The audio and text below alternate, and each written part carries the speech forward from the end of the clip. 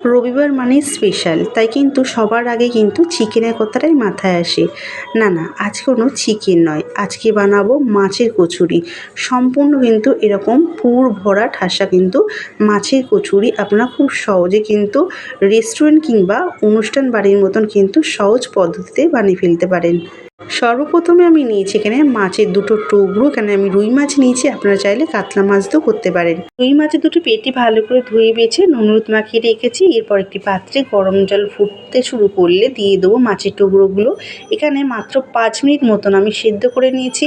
যতক্ষণ ঠান্ডা হবে ততক্ষণ একটি ময়দার ডো মাখিয়ে নেবো।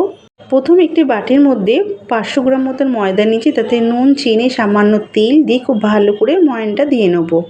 ভালো করে ময়ান দেওয়া হয়ে গেলে হাতের মাঝখানে দিয়ে যখনই এরকম মুঠি করলে যখন এরকম দলা পাকিয়ে আসবে, ভাববেন একদম ভালোভাবে ময়ান দেওয়াটা হয়ে গেছে। এরপর উষ্ণ গরম জল দিয়ে খুব ভালো করে ময়দাটা মাখিয়ে নেবো। এইভাবে উষ্ণ গরম জল দিয়ে ময়দা মাখালে কিন্তু আপনারা কচুরি লুচি যেটাই করেন না কেন অনেকক্ষণ কিন্তু প্রায় বলতে পারেন 24 ঘন্টা কিংবা তারও বেশি কিন্তু নরম থাকে। এখানে ময়দাটা মাখিয়ে নেওয়া হয়ে গেছে। ওপর থেকে একটু তেল মাখিয়ে আমি ঢাকনা চাপা দিয়ে মিনিট 10 মতো রেস্টে রাখবো। মাছের টুকরোগুলো এখানে ঠান্ডা হয়ে গেছে। ভালো করে মনোযোগ সহকারে কিন্তু কাঁটাগুলো বেছে ফেলতে হবে। আর কথাই আছে কিন্তু যে কোনো ভালো কাজ করতে গেলে কিন্তু তার পিছনে স্ট্রাগলটা থাকেই। তাই এখানে অন্যমনস্ক হলে কিন্তু চলবে না, মনোযোগ দিয়ে কিন্তু ভালোভাবে পুরোপুরি কাঁটাগুলো বেছে নিতে হবে। মাছগুলো খুব ভালো করে বেছে নেওয়া হয়ে গেছে কাটা থেকে। আর এখানে পুরের জন্য লাগছে পেঁয়াজ কুচি, রসুন বাটা আর ঝাল অনুযায়ী কাঁচা লঙ্কা। এরপর পুরের জন্য কড়াইয়ে পরিমাণ মতন তেল দিয়ে আগে থেকে কুচি করে কেটে রাখা পেঁয়াজ আর থেতো করে রাখা রসুন দিয়ে 1 মিনিট মতন ভালো করে হাই ফ্লেমে কষিয়ে নেবো, যাতে কাঁচা গন্ধটি একেবারেই চলে যায়। এরপর আগে থেকে বেছে রাখা মাছ এবং স্বাদ মতো নুন চিনি জিরে গুঁড়ো লঙ্কা গুঁড়ো হলুদ গুঁড়ো দিয়ে ভালো করে পুরটাকে রেডি করে নেব। পুরটি রেডি করতে কিন্তু খুব বেশি সময় লাগে না। আর এখানে কিন্তু আর কোনো মশলার ব্যবহার আমি করব না। তবে এখানে কিন্তু আমি লঙ্কা কুচিটা দেখিয়েছিলাম। লঙ্কা কুচিটা ঝাল অনুযায়ী আপনারা যে যেরকম ঝাল খান সেরকম কিন্তু দিয়ে নেবেন। তবে পুরটি নামানোর আগে গরম মশলার গুঁড়ো আর 1 চামচ ছাতু দিয়ে খুব ভালো করে মিশিয়ে নামিলে কিন্তু পুরটি আমাদের রেডি হয়ে যাবে। এরপর এখান থেকে ময়দা থেকে আমি ছোট ছোট লেচি কেটে নেবো। এভাবে লেচি কেটে নিয়েছি। আর এখানে কিন্তু পুরের জন্য কিন্তু এই পুর থেকে আমি ভাগ করে রেখে দিয়েছি। আর এখানে কিন্তু প্রত্যেকটা লেচির ভেতরে কিন্তু আমার পুর ভরা হয়ে গেছে। এরপর আলতো হাতে কিন্তু আমাদের এখানে বেলে নিতে হবে। বেশি চাপ দিয়ে বেললে কিন্তু পুরগুলো ফেটে বেরিয়ে যেতে পারে।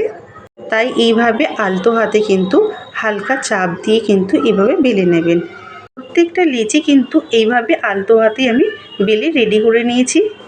এরপর কচুরিগুলো ভাজার জন্য পরিমাণ মতন কড়াইয়ে তেল দিয়ে নেব। তেলটি যখনই গরম হয়ে আসবে দিয়ে দেবো আগে থেকে বেলে রাখা মাছের কচুরিগুলো। ভালো করে কিন্তু 2 পিঠ ভেজে একটি পাত্রে তুলে নেব।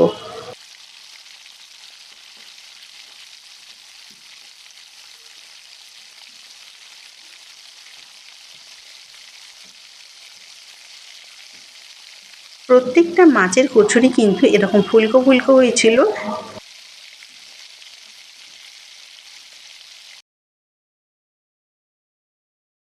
এক পিস কিন্তু ভেজে নেওয়া হয়ে গেছে। বাকি বেলে রাখা মাছের কচুরিগুলো কিন্তু সেমভাবে কিন্তু ভেজে একটি পাত্রে তুলে নেব।